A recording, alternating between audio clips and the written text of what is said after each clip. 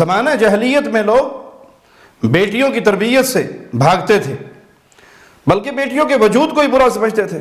ان کا خیال ہوتا تھا کہ بیٹا تو اس سے تو نسل چلتی ہے، باپ کا نام روشن رہتا ہے، جبکہ بیٹی بیاہ کے اپنے گھر چلی جاتی ہے، اپنی اولاد میں مگن ہو جاتی ہے۔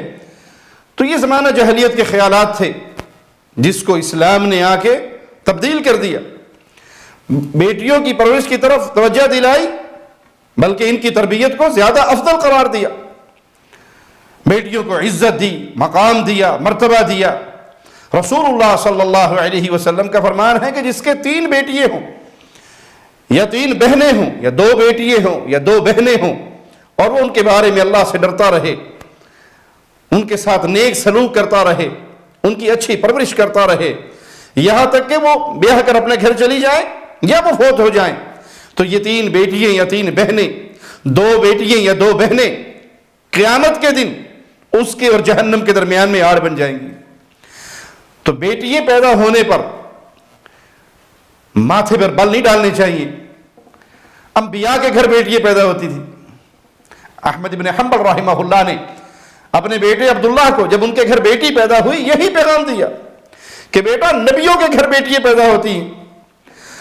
تو بیٹیاں پیدا ہونے پہ جن کا دل تنگ بڑھتا ہے وہ دیکھ لیں کہ ان کے اندر کون سی عادت ہے۔ یہ عادت تو کفار مکہ کی تھی کہ وہ بیٹیوں سے پریشان ہوتے تھے، ان کو زندہ درگور کر دیا کرتے تھے، ان کی پرورش سے بھاگتے تھے۔ بیٹیوں کے بارے میں اللہ سے ڈریے۔ کیا معنی اللہ سے ڈریے؟ ان کی نیک تربیت کیجئے۔ یہ نہیں ہے کہ آپ ان کو بے حیائی کے راستے پہ چلائیں، برائی کے سارے اسباب ان کے پاس مہیا کر دیں۔ بیٹی کو انٹرنیٹ آپ نے دیا ہوا ہے، اس کا اپنا کمپیوٹر ہے، اس کا اپنا لیپ ٹاپ ہے، اس کا اپنا موبائل ہے، وہ جب مرضی کال کرے، وہ جب مرضی آن کرے، وہ جو مرضی دیکھے، وہ جب مرضی نکلے، وہ جب مرضی آئے، وہ جہاں مرضی جائے۔ بیٹی بڑی لاڈلی ہے جی، ہمیں اپنی بیٹی پر بڑا اعتبار ہے۔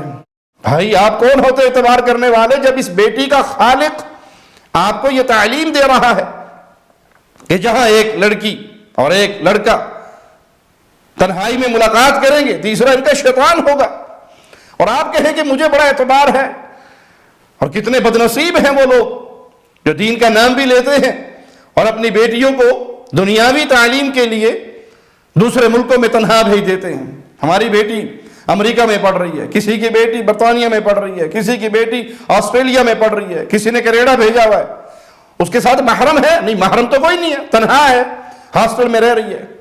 آپ نے اس معصوم مسلمان بچی کو درندوں کے معاشرے میں پھینک دیا۔ آپ کی غیرت کہاں پر گئی؟ تو اللہ سے ڈریے، نیک تربیت کیجئے، بے حیائی کے راستے پہ نہ چلائیے، ان پہ خرچ کرتے ہوئے تنگ نہ پڑیے۔ یہ خرچ جو آپ اس پہ کر رہے ہیں، اس کو کھلا رہے ہیں، پلا رہے ہیں، دین سکھا رہے ہیں، قرآن سکھا رہے ہیں، اعلیٰ اخلاق سکھا رہے ہیں۔ اس بچی کی آئیڈیل آپ نے فاطمہ الزہرا کو بنایا ہے، اس بچی کے لیے آئیڈیل آپ نے خدیجہ الکبریٰ کو بنایا ہے، اس بچی کی آئیڈیل آپ نے عائشہ صدیقہ سلام اللہ علیہا کو بنایا ہے۔ نبی کی بیٹیاں، نبی کی بیویاں، نبی کے صحابہ کی بیٹیاں، ان صحابہ کی بیویوں کو اپنی بچیوں کا آپ نے آئیڈیل نمونہ، ان کا کردار اس کے سامنے رکھا ہے، اس کی روشنی میں اس کی تربیت کر رہے ہیں۔ اب اس پہ آپ جو خرچ کریں گے، جو اچھی تربیت کریں گے، نیک جگہ پہ بیعہ دیں گے، قیامت کے دن یہ بیٹیاں، یہ بہنیں آپ کے اور جہنم کے درمیان آڑ بن کے کھڑی ہو جائیں گی۔ یعنی بندہ اپنی بیٹیوں اور اپنی بہنوں کی نیک تربیت کر کے جہنم کی آگ سے بچ سکتا ہے۔